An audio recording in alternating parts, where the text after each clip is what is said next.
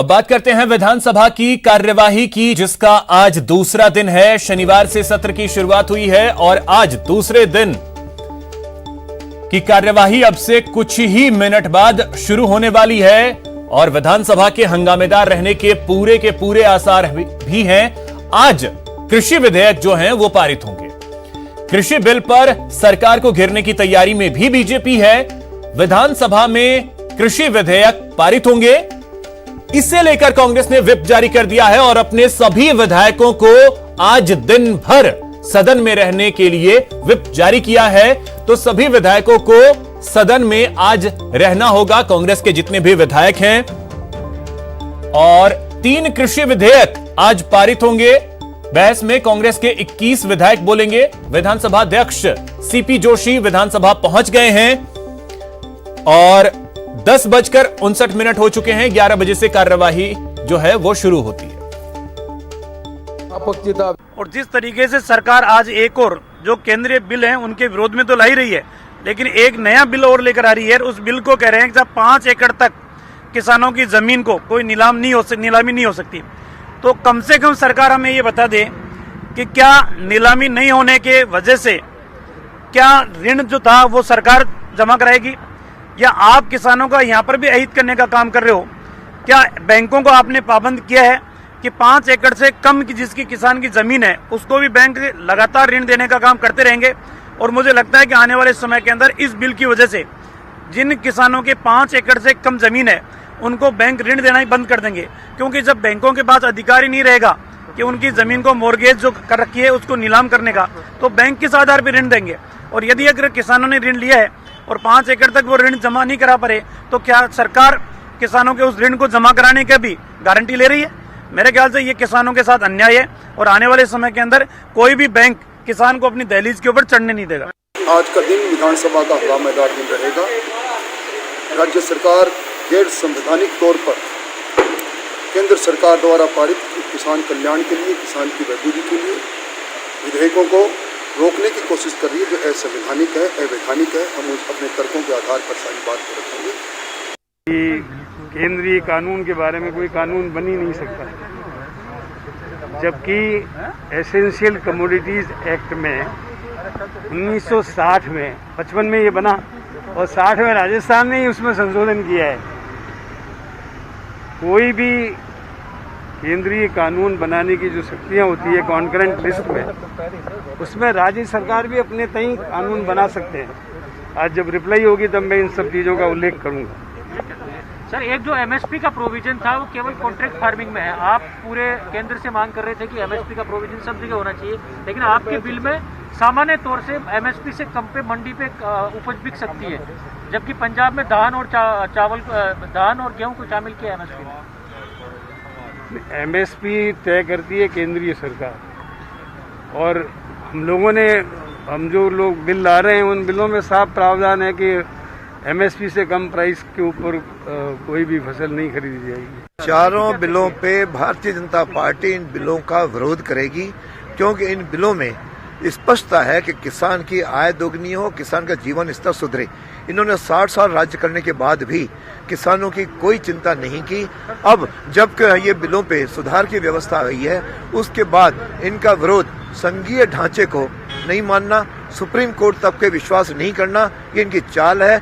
जबकि संघीय ढांचे में जब राष्ट्रपति ने उस पर हस्ताक्षर कर दिए, वो कानून बन गया, तो इनको मानना चाहिए। और फिर भी उसमें कोई बात है, ये लोग कोर्ट गए तो कोर्ट के निर्णय का इंतजार करना चाहिए था। उसके पहले केवल आकाओं को खुश करने के लिए इस प्रकार के विधेयक बिल ला रहे हैं, जो निश्चित रूप से संवैधानिक दृष्टि से उचित नहीं है। तो इस वक्त हमारे सहयोगी गोवर्धन चौधरी जयपुर से अधिक जानकारी के साथ जुड़ रहे हैं। गोवर्धन, कार्यवाही शुरू हो गई है।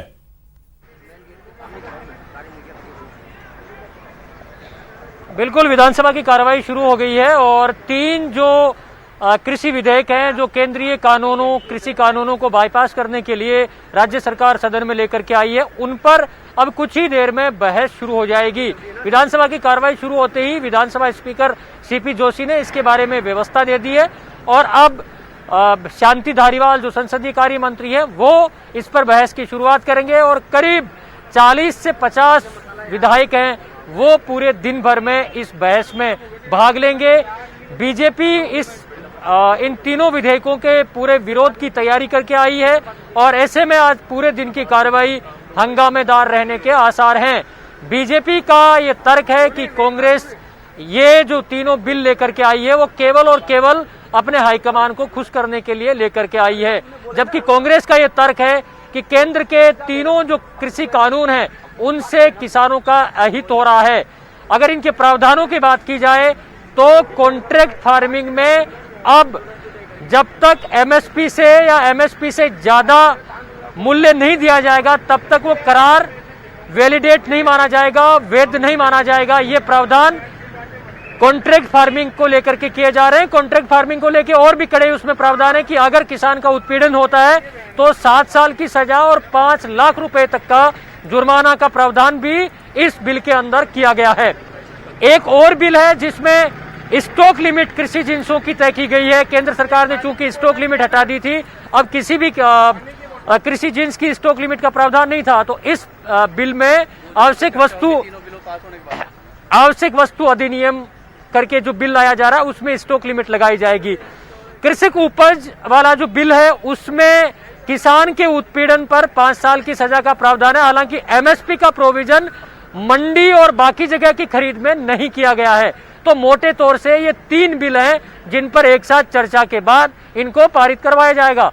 चौथा जो बिल है वो सिविल प्रक्रिया संहिता का बिल है, जिसमें 5 एकड़ तक की किसान की जमीन को कोई भी बैंक या वित्तीय संस्थान नीलाम नहीं कर सकेगा, कुर्क नहीं कर सकेगा। ये प्रावधान उस सिविल प्रक्रिया संहिता के बिल में किया गया है। तो ये चौथा बिल होगा जो इन 3 के पारित होने के बाद होगा। एक और महत्वपूर्ण बिल राजस्थान का आज पारित होगा जिसका नाम है महामारी संशोधन विधेयक, जिसमें सार्वजनिक जगहों पर मास्क लगाना अनिवार्य करने का कानूनी प्रोविजन किया जा रहा है और यह करने वाला राजस्थान पहला स्टेट बन गया है। आज ये तीनों जो कृषि बिल पारित होने के बाद मास्क वाला जो बिल है वो भी पारित करवाया जाएगा। थोड़ी देर पहले सीएम अशोक गहलोत ने ट्वीट करके इस बात की जानकारी दी है कि ये बिल आज पारित होगा और ये बिल पारित करने वाला राजस्थान पहला स्टेट होगा जहां मास्क को अनिवार्य कानून बना करके किया जा रहा है। जी बिल्कुल गोवर्धन, मैं आपके पास आता हूं। इस वक्त कार्यवाही जो सदन में व्यापार वाणिज्य संवर्धन सरलीकरण राजस्थान संशोधन विधेयक 2020 श्री शांति कुमार धारीवाल। अध्यक्ष महोदय, मैं आपकी अनुमति से प्रस्ताव करता हूं कि कृषक उपज व्यापार और वाणिज्य संवर्धन और सरलीकरण राजस्थान संशोधन विधेयक 2020 को विचारार्थ लिया जाए। कृषक सशक्तिकरण और संरक्षण, कीमत आश्वासन और कृषि सेवा पर करार राजस्थान संशोधन विधेयक 2020 श्री शांति कुमार धारीवाल। अध्यक्ष महोदय, मैं आपकी अनुमति से प्रस्ताव करता हूं कि कृषक सशक्तिकरण और संरक्षण, कीमत आश्वासन और कृषि सेवा पर करार राजस्थान संशोधन विधेयक 2020 को विचारार्थ लिया जाए। आवश्यक वस्तु विशेष उपबंध और राजस्थान संशोधन विधेयक 2020 श्री शांति कुमार धारीवाल।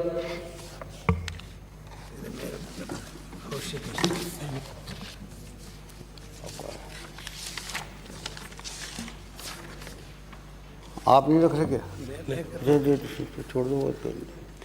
अध्यक्ष महोदय, मैं आपकी अनुमति से प्रस्ताव करता हूं कि आवश्यक वस्तु विशेष उपबंध और राजस्थान संशोधन विधेयक 2020 को विचारार्थ लिया जाए। श्री लालचंद कटारिया, कृषि मंत्री।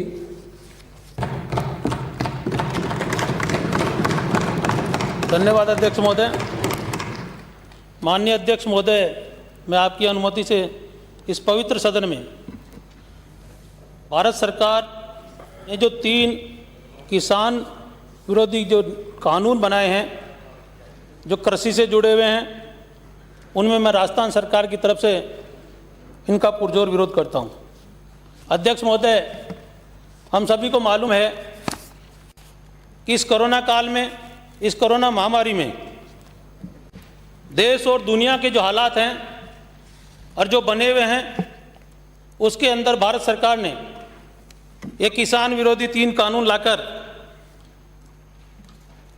किसान परिवारों पे, देश की एक बहुत बड़ी आबादी पे एक प्रकार से कुठाराघात किया है। मैं इसकी निंदा करता हूं। अध्यक्ष महोदय, इस सदन में बैठे हुए सभी सदस्य इस बात को भलीभांति जानते हैं कि प्रदेश का हर व्यक्ति, पक्ष का या विपक्ष का, इस सदन में जो बैठा है वो किसान परिवारों से जुड़ा हुआ है, किसान से जुड़ा हुआ है। लगातार किसानों के हित की बातें यहाँ उठती है, राजस्थान के विकास की बात उठती है, देश के विकास की बात उठती है। पर जिस प्रकार के कानून भारत सरकार ने बनाए, आने वाले समय में ये गरीब किसान जो मेहनत और मजदूरी के बलबूते अपने परिवारों का और देश के परिवारों का, इतनी बड़ी आबादी का पेट पालने का काम करता है, इन बिलों से जो आघात पहुंचा है, आने वाले समय में वो किसान मजदूर बन के रहेगा।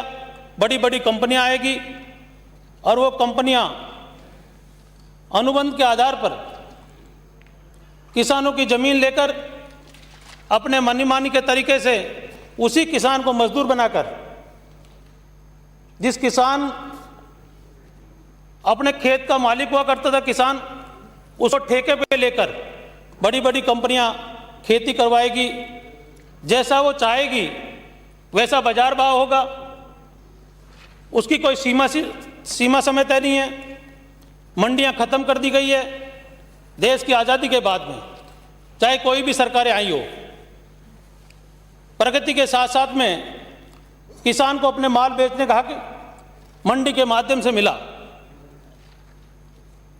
बड़ा तकलीफ का विषय है अध्यक्ष महोदय कि इतना बड़ा इंफ्रास्ट्रक्चर देश के अंदर और प्रदेशों के अंदर, जहाँ मंडी बोर्ड बने हुए हैं, किसान अपनी पैदा वहाँ जो भी पैदा करता है खेत से उसको लेके आता है, बाकायदे उसकी खुली बोली लगती है और उस बोली के आधार पे आड़तिया उससे पूछता है कि भाई आपकी रेट ये लगी है, आप चाहो तो मैं बेचूं, नहीं बेचूं। तो किसान की इच्छा होती है तो उस भाव को देख के वो आड़तिया को कहता है कि आप बेच दीजिए। यदि उसके मनमाफ नहीं रहता तो कहता है कि 2-4 दिन में इंतजार कर लूँगा। जिस प्रकार का कानून बनाया गया है उसमें मंडियाँ खत्म होगी और मंडियों के साथ में किसानों को जो सुविधाएं मिली है, मार्केटिंग बोर्ड के माध्यम से, विपणन के माध्यम से, गरीब किसान जो खेत में काम करता है, कभी करंट से मृत्यु हो जाती है, कभी सांप काटने से मृत्यु हो जाती है, रात को 12 बजे लाइट आए तो किसान को खेत में खड़ा रहना पड़ता है। और मैं तो ये भी कहना चाहूँगा कि इस कोरोना काल में मीडिया के माध्यम से जो खबरें हम पढ़ते हैं, देश के आंकड़े जो आते हैं कि जीडीपी और विकास दर में हर क्षेत्र में कमी आई है, पर जिस प्रकार से किसान ने इस विकास दर को संभाला, देश को ताकत दी, प्रदेश को ताकत दी, आज इस कोरोना काल में भी यदि विकास की गति को कोई आगे बढ़ा रहा है तो खेत में खड़ा हुआ किसान बढ़ा रहा है। ये जो बिल आए हैं, एमएसपी का कोई अता पता नहीं है, एमएसपी का क्या रहेगा इसका कोई खुलासा नहीं है। न्यूनतम समर्थन मूल्य भारत सरकार लागू करती है और आज दिन तक इस बात का पता नहीं है कि यह किस तरह से लागू रहेगी। मंडी में जो व्यापार हो रहा था, अध्यक्ष महोदय मैं आंकड़े बताऊं आपको, मुझे अच्छी तरह पता है, मैं आड़त का काम कर चुका हूं चांदपोल मंडी के अंदर। आज की तारीख में मैंने कल मालूम किया वहाँ 7,000 व्यापारी लाइसेंसधारी हैं और आप अंदाजा लगाओ कि एक दुकान पर यदि 10 व्यक्ति भी काम करते हैं तो 7,000 के आसपास लोग वहाँ पर डे अपनी रोटी रोजी करते हैं। तो उसमें पल्लेदार भी है, चाय वाला भी है, टायर पंचर वाला भी है, ये दलाल भी हैं जो बोली लगाते हैं और दूसरे प्रदेशों में माल बेचते हैं, उनकी रोजी रोटी भी जुड़ी हुई है। और जो मालिक है वो अपने परिवार के साथ वहाँ बैठता है, किसान वहाँ आता है, ढाबे पे खाना खाता है, उसके साथ में कचौरी भी खाता है, वो लोग भी इसके साथ में धंधे के साथ में पल रहे थे। इन सब लोगों को यदि जोड़ें तो पूरे देश के अंदर और प्रदेश के अंदर लाखों लोग बेरोजगार हो रहे हैं। इसके बारे में कोई विचार नहीं किया गया। ठीक है, बड़ी बड़ी कंपनियां आएगी, वो गाँव में माल खरीदेगी, पैन कार्ड के माध्यम से आपने उनको अलाउ किया है। मेरे समझ में नहीं आ रही अध्यक्ष महोदय कि आज गांव का आदमी जो 50 साल से उस आड़त के दुकान से जुड़ा हुआ था, ऐसी ऐसी मंडियां हैं जहां आदमी, व्यापारी और किसान का तालमेल इतना बढ़िया है कि सालाना में 10-10, 15-15 लाख उधारी का लेके किसान अपने परिवारों की शादी करता है और जब फसल आती है तो आड़तिया को ब्याज से ही तो पैसा चुकाता है।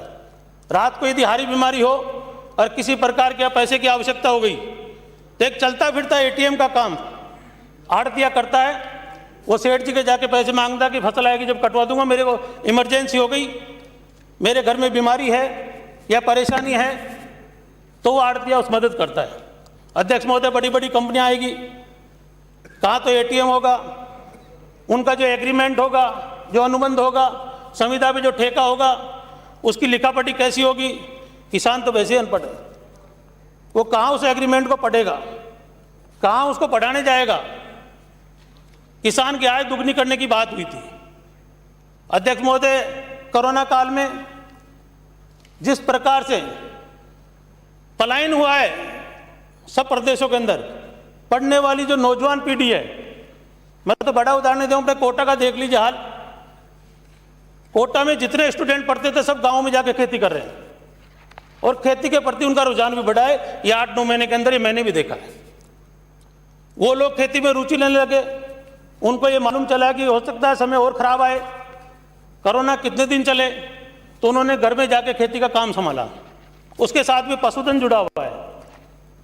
इसी कहीं इस बिल में इस बात का मालूम अता पता नहीं है कि इस खेती के साथ में जो पशुधन है उसका क्या होगा।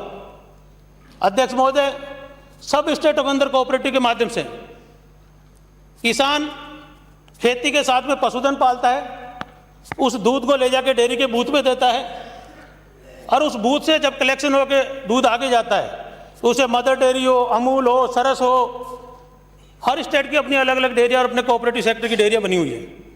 और अमूल का तो पूरे देश के अंदर नाम है, दुनिया में नाम है। मेरे समझ में नहीं आ रहा कि इन किसानों के साथ में उस पशुधन का क्या होगा। किसान तो ठीक है, मजदूरी वहां कर लेगा, बड़े बड़े गांव के गांव जब अनुबंध में हो जाएंगे तो मजबूरन किसान को पशु बेचना पड़ेगा।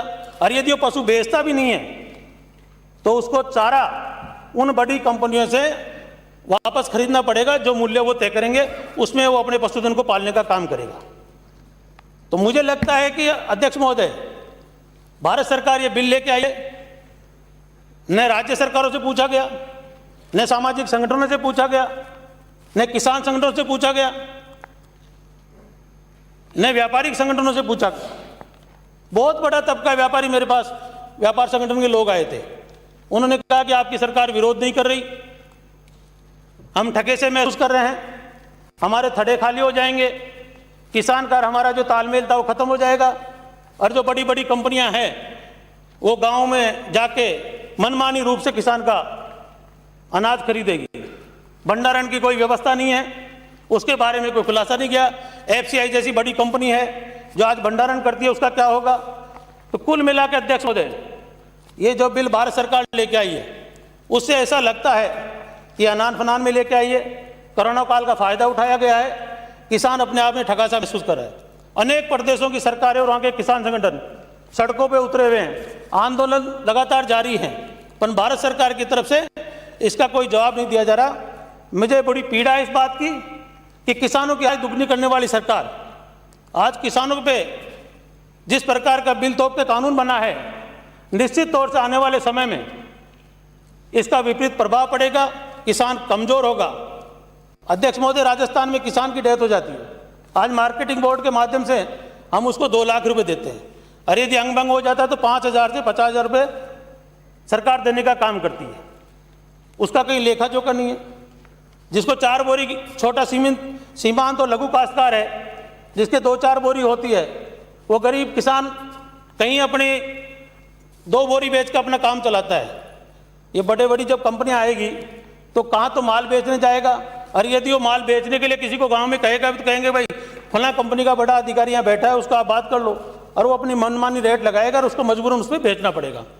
तो ये मंडियों को ख़त्म करने का काम, व्यापारियों को ख़त्म करने का काम, मजदूरों के बारे में बिल्कुल नहीं सोचा गया। और मैं तो ये भी कहना चाहूँगा कि आज जितनी भी बड़ी बड़ी मंडियाँ हैं, हर मंडी के अंदर बैंक की शाखाएँ हैं, और सब राष्ट्रीयकृत बैंक हैं और ग्रामीण बैंक है। ऐसी कोई मंडी नहीं है जहाँ इनकी शाखाएँ नहीं हो। वहाँ के कर्मचारी फालतू हो जाएंगे, बैंक डूब जाएंगे, बैंकों में जो लेन देन है वो बंद हो जाएगा, तो शाखाएँ बंद हो जाएगी, जहाँ से किसानों को और व्यापारियों को रोज का लेन देन होता था। तो मेरा आपसे निवेदन है कि ये जो बिल भारत सरकार लेके आई है, मैं राजस्थान सरकार की तरफ से इसका पुरजोर विरोध करता हूं और निवेदन करता हूं सदन के माध्यम से कि इस कानून को वापस ले, जो किसानों के विरोधी है, किसान को कमजोर करने वाला है। और यदि देश में किसान कमजोर होगा तो अध्यक्ष महोदय मैं निश्चित तौर पे कह सकता हूं कि आने वाला समय और भी कठिन होगा देश और प्रदेश के लिए। इस कोरोना काल के अंदर जो महामारी चल रही है, आम आदमी का जीना वैसे दुभर है। जितनी मौतें इस कोरोना काल में हुई है उसमें किसान अभी बचा हुआ है, क्यों? गाँव में मेहनत कर रहा है। शहरों में इसका प्रभाव ज़्यादा है। और मैं तो ये भी कहना चाहूँगा कि इसका विरोध इनकी पार्टी के, भारत सरकार के साथ में जो लोग थे उन्होंने भी विरोध किया है। जो इनके पार्टी के संबंध में थे उन लोगों ने इस्तीफे दिए हैं। मेरा निवेदन है सदन के माध्यम से कि भारत सरकार इस पर पुनर्विचार करे और ये जो किसान विरोधी बिल लेके आए हैं इसको वापस ले। यही बातें कहते हुए मैं अपनी वाणी को विराम देता हूं और मैं सबसे अपील करना चाहूँगा कि ये कोई राजनीतिक मुद्दा नहीं है। हम सब लोग किसान परिवारों के लोग हैं, इस पर विचार करें और जो आज ये प्रस्ताव विरोध में राजस्थान सरकार लेकर आई है उसका समर्थन करें। जय हिंद, नमस्कार।